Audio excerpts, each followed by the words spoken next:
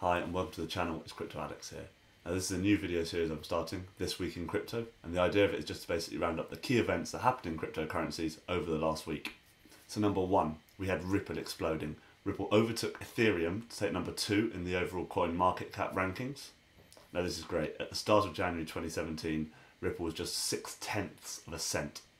At the end of 2017, it was $2.29. It's risen significantly since then. And that's an increase of 360 times. So well done for anyone who got in there right at the start.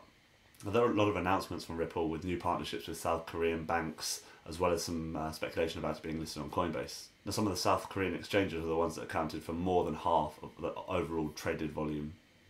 Number 2, CNBC continues to be bearish on cryptocurrencies and especially Bitcoin. They had Dennis Gartman on the show, who was quoted as saying that Bitcoin is one of the silliest things and that he predicts the price will be below $5,000. So let's keep an eye on that one, shall we? Next up, Bitconnect. What a week for Bitconnect for a number of reasons. First reason, BitconnectX ICO.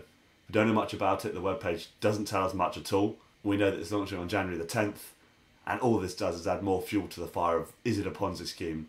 Is it a scam? Is it an exit scam? Well, we'll soon find out. And secondly, Bitconnect got issued with a cease and desist order from Texas. Now it'll be very interesting to see how this plays out and see if other states follow suit. This is definitely one that we're going to follow with interest as well. We also had the great news this week that Peter Thiell, the guy behind PayPal, very successful venture capitalist, multi-billionaire, invested $15 to $20 million in Bitcoin. Having names like that investing just gives it more mainstream credibility. It'll be really interesting to see what other big names we see publicly come out and come into Bitcoin, or other cryptocurrencies for that matter. This week we also had the excitement of new coins potentially being listed on Coinbase. Now certain people searched within the iOS App Store terms such as Ripple, IOTA, and actually, as you can see, they resulted in hits for Coinbase. So that'll be very interesting. Coinbase then responded to this, as you can see. But I think a lot of us remember a similar response when they said they weren't going to list Bitcoin Cash on Coinbase. So again, this one will be interesting. We'll see how this one plays out. And finally, I'm going to leave you with an interesting stat from the whole of 2017, with this being the first video of 2018.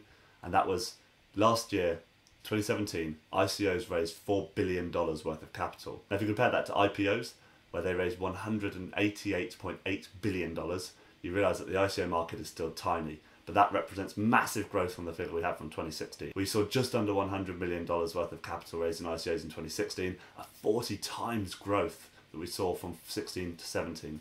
It'll be really interesting to see what happens this year in the ICO market. There's some really interesting ICOs that look to be coming out, so of course we'll keep following those as well. Thanks a lot for watching, I hope you enjoyed the video.